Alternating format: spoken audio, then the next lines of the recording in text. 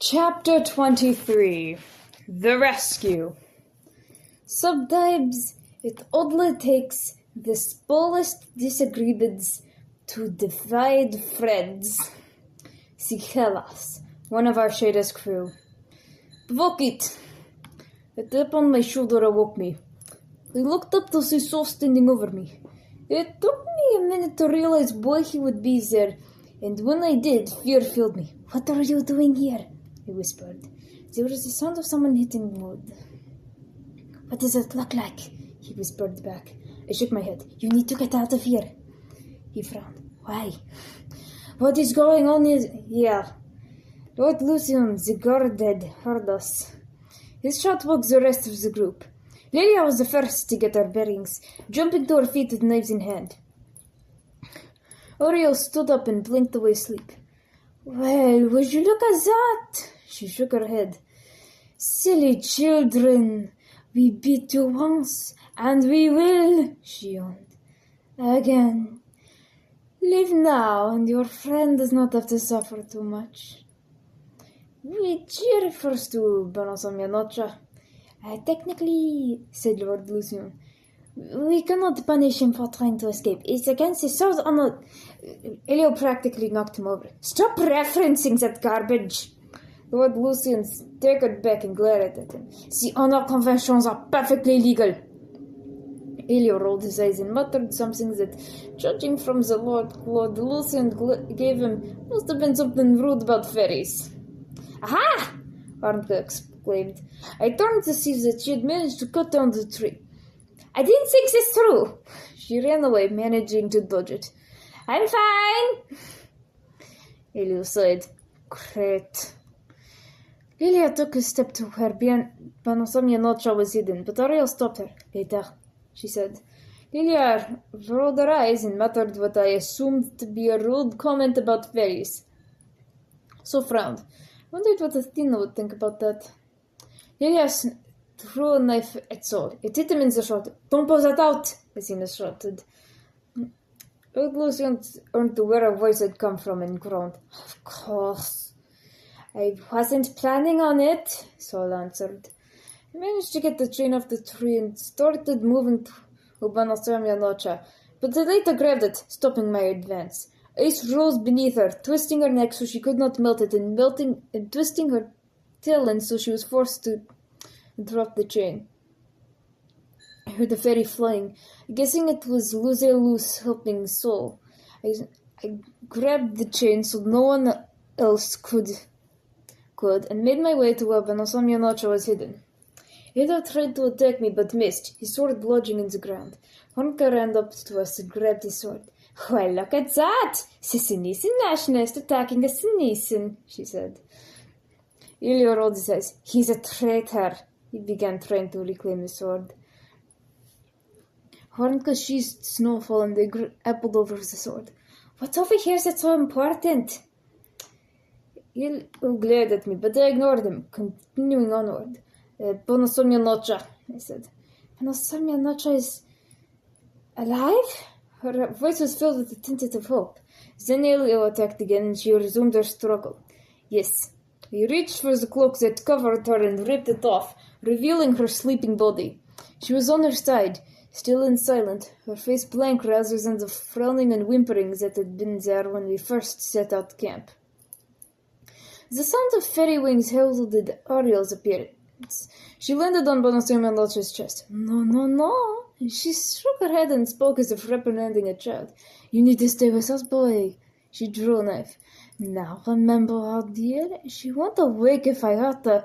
She was interrupted by Asina's muttering something about the honor conventions, and then by me flinging the chain around her. Her next words were placed by a piercing scream.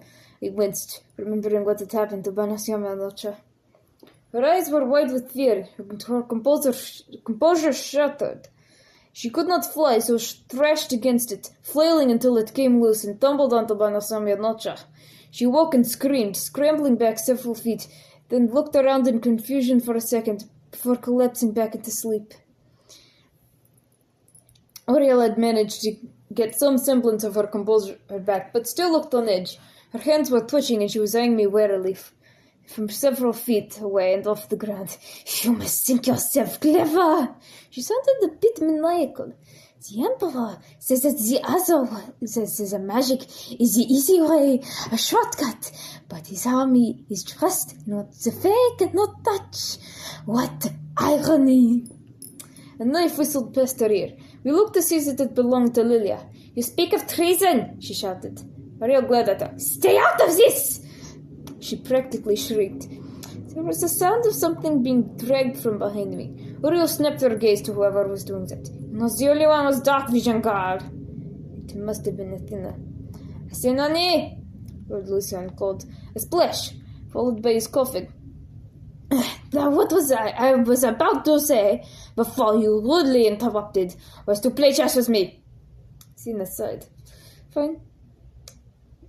Uriel turned back to me. It's so funny.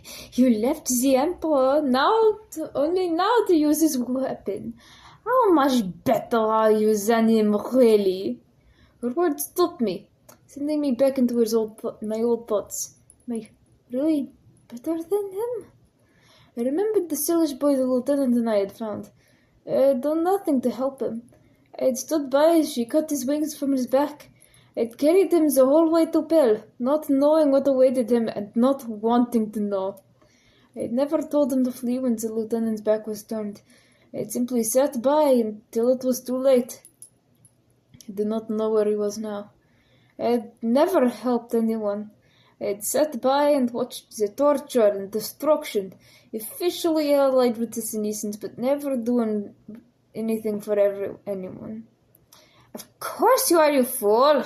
Manga's voice jolted me from my thoughts. He has committed a lot of war crimes, Elzina said evenly. There was an edge to her voice. Or at least authorized a lot. You've probably not done that many.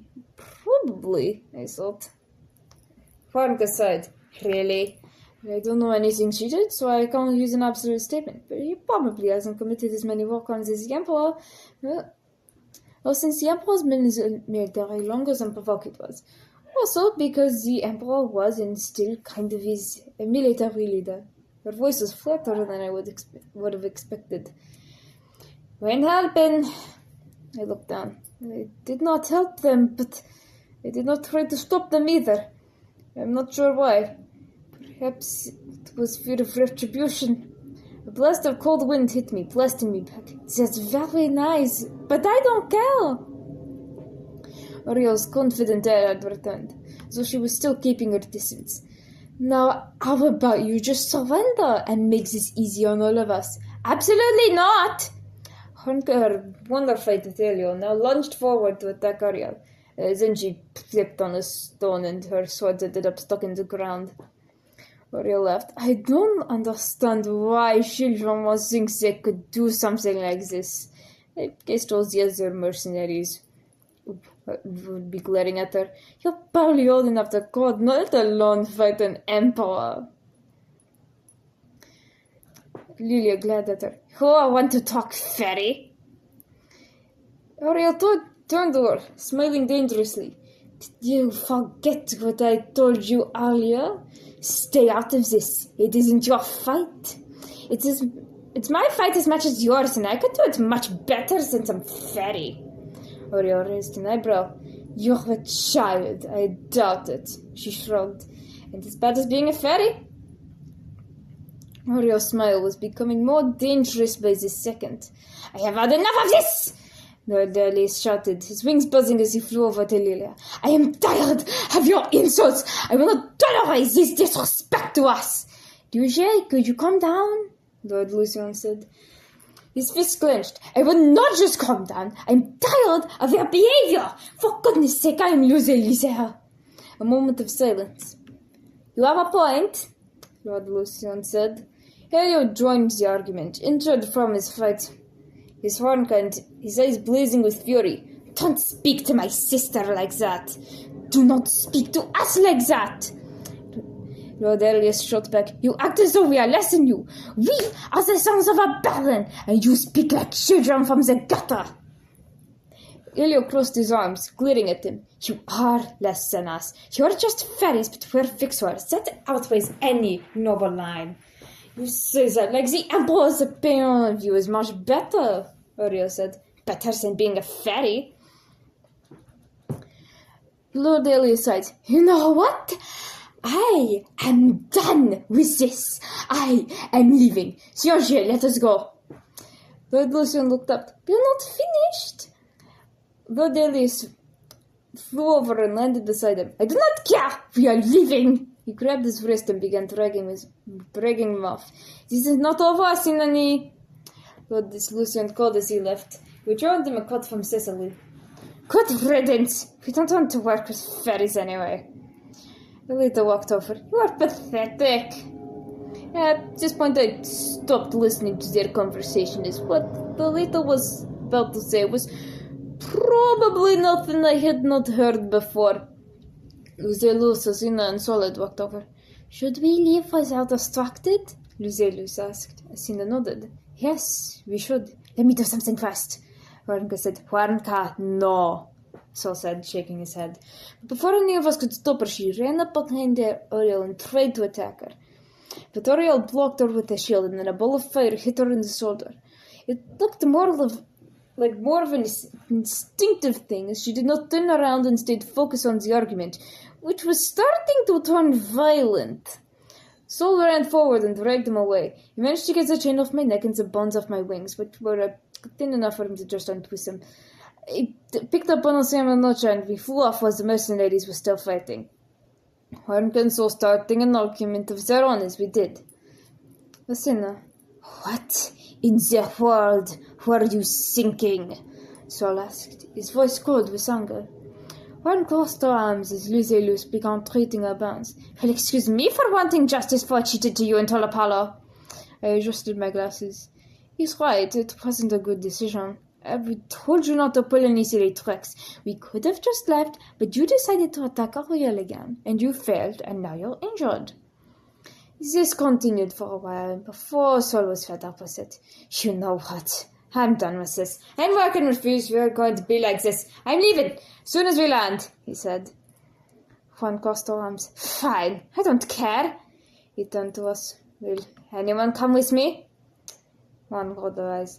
I will come, said Pavokit. I enjoyed Sol's company, but I did not want to travel something would use iron as Pavokit had.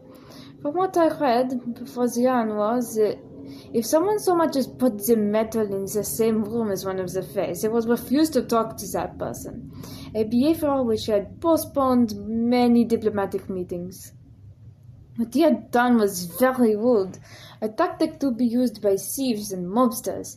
So I kept my silence, as did Luzelus. Soon after this, Pavokit asked Luzelus and I if we would share our full names yet. We didn't, because it still wasn't the right time. In a different situation, perhaps we would have. After all, we'd been friends for months, and we'd just risked our lives for his sake. However, I couldn't, not after what he had done. We landed in Ina in the morning, and Pavokit and Sol left, heading west, away from us.